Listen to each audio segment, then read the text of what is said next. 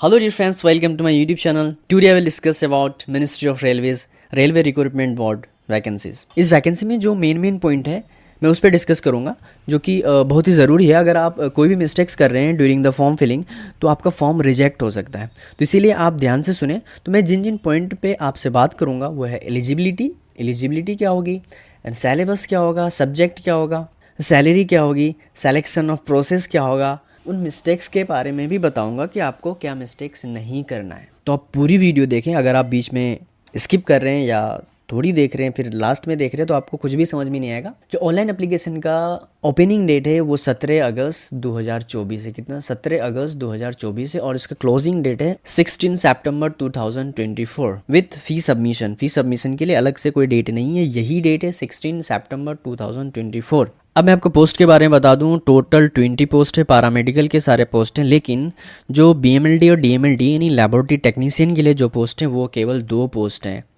पहले ये laboratory superintendent का पोस्ट है और दूसरा लेबोरेटरी असिस्टेंट ग्रेड 2 का पोस्ट है। तो मैं इन 2 पोस्ट पे ही बेसिकली बात करूंगा। तो चलिए देखते हैं। सबसे पहला है लेबोरेटरी असिस्टेंट ग्रेड 2। इनकी सैलरी है 21,700 और एज लिमिट है 18 से 36 साल। टोटल पोस्ट है 94 और इसकी एलिजिबिलिटी जो है इसको ध्यान से समझे। अब एलिजिबिलिटी क्या है? 10+2 in science plus DMLT. 12th आपने साइंस से पास किया प्लस डीएमएलटी आपने किया तो आप एलिजिबल हैं। या 12th के बाद आपने सर्टिफिकेट कोर्स किया एमएलटी का मिनिमम 1 साल का, और ये जो कोर्स है ये रिकॉग्नाइज यूनिवर्सिटी से या रिकॉग्नाइज इंस्टीट्यूशन से आपने किया तो ही आपका ये सर्टिफिकेट वैलिड है, वरना इनवैलिड है, आप फॉर्म फिल नहीं कर सकते हैं। अब दूसरी पोस्ट पे बात करें, लेबोरेटरी सुपरिटेंडेंट। तो इसकी सैलरी है 35,400, एज लिमिट 18 से 36 एंड टोटल पोस्ट है 27। 18 मिनिमम है एंड मैक्सिमम एज 36 है। चलिए एलिजिबिलिटी देखते हैं। इसका एलिजिबिलिटी इनका डिफरेंट है। बीएससी एमएलटी नहीं, बैचलर डिग्री है आपके पास लेबोरेटरी साइंस से, बीएमएलटी किसी रिकॉग्नाइज इंस्टीट्यूशन से। बीएमएलटी के अलावा जो BSc with biochemistry, microbiology, life science या BSc with chemistry and biology as a main और ऑप्शनल सब्जेक्ट है तो भी एलिजिबल है वो लेबोरेटरी सुपरिटेंडेंट पोस्ट के लिए। एग्जामिनेशन फ़ी की अगर बात करें तो एग्जामिनेशन फ़ी में 2 कैटेगरी बनाया गया है। एक कैटेगरी उन कैंडिडेट्स के लिए है जो SC, ST, ex serviceman, PWBD, female, transgender, minority में से कि Muslim, Christian, Sikh, Buddhist, Jain and Parsis, and economically backward class EBC, उनके लिए 250 रुपये हैं और जो कि रिफंडेबल फ़ी है। और दूसरी कैटेगरी वो है जो पहले कैटेगरी में नहीं है, उनका दूसरा कैटेगरी है, कैटेगरी नंबर 2 पे लगेंगे 500 rupees for all candidates. 500 rupees who is not belong to the first category. Okay, amount 400 will be refunded. जो 500 रुपीज़ है वो रिफंड कर दिया जाएगा, 100 रुपीज़ डिडक्ट करके 400 रुपये आपके बैंक अकाउंट में रिफंड हो जाएगा। जब आप फॉर्म फिल करें, जब बैंक अकाउंट की डिटेल्स मांगा जाएगा, FSC code, bank account number, all those things, तो सारी चीज़ें आप केयरफुली फिल करें। अगर आपसे मिस्टेक हो जाता है तो पैसे नहीं आएगा अकाउंट में। और RRB ने क्लियरली बता दिया है कि अगर आपसे कोई मिस्टेक्स होती है, अगर आपके अकाउंट में पैसा नहीं आ रहा है तो हम उस चीज़ का जिम्मेदार नहीं होंगे। तो प्लीज़ बी केयरफुल और सही से फॉर्म फिल करें। और एग्जामिनेशन जो फ़ी रिफ़ंड किया जाएगा उन बच्चों को ही किया जाएगा जो बच्चे CBT एग्ज़ाम को अटेंड करेंगे। जो बच्चा एग्ज़ाम देगा फॉर्म फिल करने के बाद उन्हीं को पैसे रिफ़ंड किया जाएगा। तो मेन पॉइंट है यहाँ पे कि candidate who submit more than 1 application will be rejected. एक बंदा अगर 2 एप्लीकेशन फॉर्म फिल करता है तो उसका फॉर्म दोनों ही रिजेक्ट हो जाएगा और वो एग्जाम में नहीं बैठ सकता है। और दूसरी पॉइंट है कि candidates who have been dismissed from the service by the government of India, state government, PSU और other government organisations are not eligible and should not apply. जो बंदा पहले से किसी गवर्नमेंट पोस्ट पे था और उसको निकाल दिया गया किसी भी कारण से, तो वो इस पोस्ट के लिए एलिजिबल नहीं है भरने के लिए, वो फॉर्म नहीं फिल कर सकता है। हम बात करते हैं मॉडिफिकेशन विंडो की। जो अगर आपने फॉर्म फिल कर दिया, अगर कोई मिस्टेक हो गया तो उसके लिए भी आपको टाइम दिया जाएगा 17/9/2024 से 26/9/2024, मतलब 17 सितंबर 2024 टू 26 सितंबर 2024। और इसके लिए आपको लगेंगे चार्जेस जो कि 250 रुपीज़ है ना, 250 रुपये आपको चार्ज लगेंगे।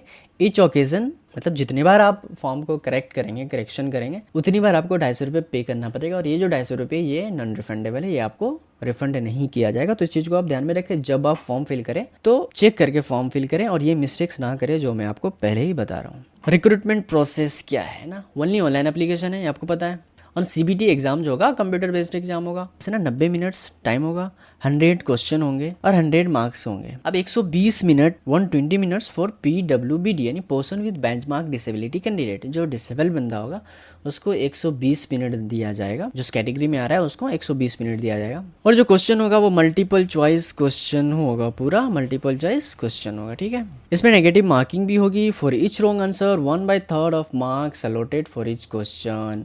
अगर आप एक क्वेश्चन गलत करते हैं तो आपका 1/3 मार्क्स कट जाएगा, मतलब 3 क्वेश्चन अगर आप गलत करें तो आपका 1 नंबर कट जाएगा। सबसे पहले CBT कंप्यूटर बेस्ड टेस्ट होगी, उसके बाद जो शॉर्टलिस्टेड कैंडिडेट होगा उसका डॉक्यूमेंट वेरिफिकेशन होगा। डॉक्यूमेंट वेरिफिकेशन होने के बाद मेडिकल एग्जामिनेशन। अगर मैं सब्जेक्ट की बात करूँ तो सब्जेक्ट जो है प्रोफेशनल एबिलिटी से 70 क्वेश्चन होंगे और जनरल अवेयरनेस से 10 क्वेश्चन होंगे और जनरल ऑथोमेटिक, जनरल इंटेलिजेंस, रीजनिंग से 10 क्वेश्चन होंगे एंड जनरल साइंस से GS से 10 क्वेश्चन होंगे।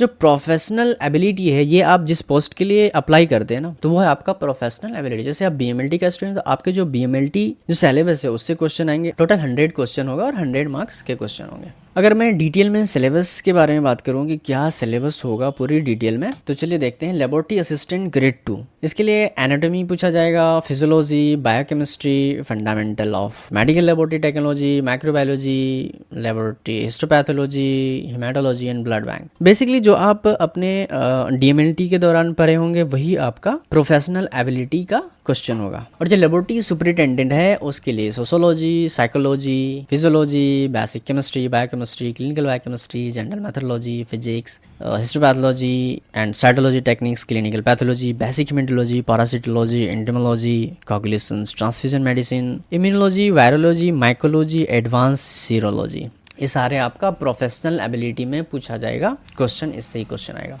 अब कॉमन फॉर ऑल पोस्ट है ना, ये सारे पोस्ट के लिए कॉमन है, जैसे कि general arithmetics and general intelligence and reasoning से 10 नंबर आएगा, तो सारे पोस्ट के लिए सेम है। एंड जनरल अवेयरनेस ये भी सारे पोस्ट के लिए सेम है। जनरल साइंस ये भी जो 10-10 नंबर करके होंगे 30 नंबर के। अब मैं बात करूं कि कहाँ कहाँ पे वैकेंसी आई है, कौन कौन सी RRBs पे वैकेंसी आई है। टोटल 20 RRBs पे वैकेंसी है। नंबर 1 अहमदाबाद, प्रयागराज, अजमेर, बेंगलोर, भोपाल, भुवनेश्वर, बिलासपुर, चंडीगढ़, चेन्नई, गोरखपुर, गुवाहाटी, जम्मू श्रीनगर, कोलकाता, मालदा, मुंबई, मुजफ्फरपुर, पटना, रांची, सिकंदराबाद, सिलीगुड़ी। ये जो 20 RRBs है, 20 RRBs, इसमें से सब जगह पे BMLT और DMLT का वैकेंसी नहीं है। इसीलिए मैं आपसे कह रहा हूँ कि आप ध्यान से देखें पूरी वीडियो को। मैं आपको आगे जो बताऊंगा उसमें सारी चीज़ें मेंशन है कि कहाँ पे कौन सी पोस्ट के लिए वैकेंसी है। जैसे अगर अहमदाबाद की बात करें हम, तो अहमदाबाद में BMLT DMLT की नहीं, मेडिकल लेबोरेटरी साइंस के लिए कोई वैकेंसी नहीं है।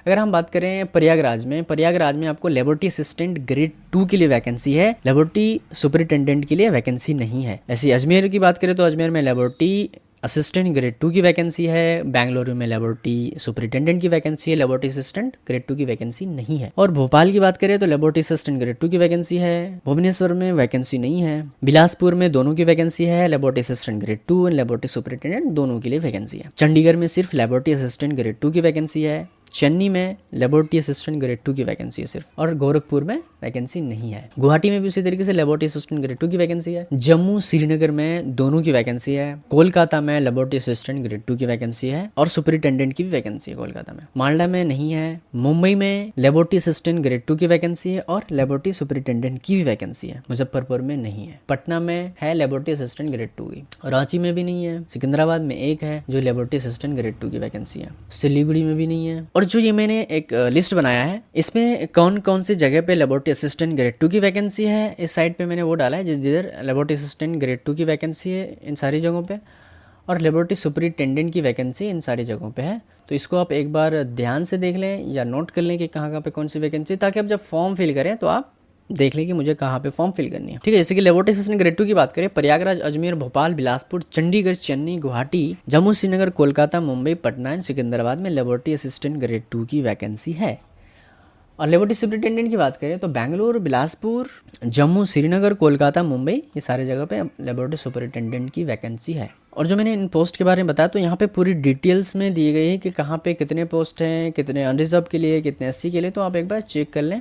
इसका जो ऑफिशियल लिंक होगा एप्लीकेशन फॉर्म फिल करने के लिए, उसका लिंक मैं डिस्क्रिप्शन में दे दूंगा, और जिसका जो ऑफिशियल नोटिफिकेशन है उसका भी लिंक मैं डिस्क्रिप्शन में दे दूंगा, ताकि आप उसको भी एक बार पढ़ सकते हैं, एक बार देख सकते हैं।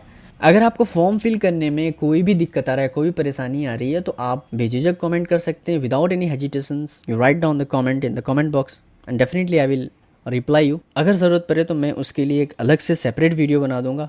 And thank you so much for watching this video. I hope आपको सारी चीज़ें क्लियर हो गई। अगर नहीं हुआ clear, please watch again this video. तब भी समझ भी नहीं आया, please write down comment in the comment box and I will give you reply instantly. Thank you so much for watching this video.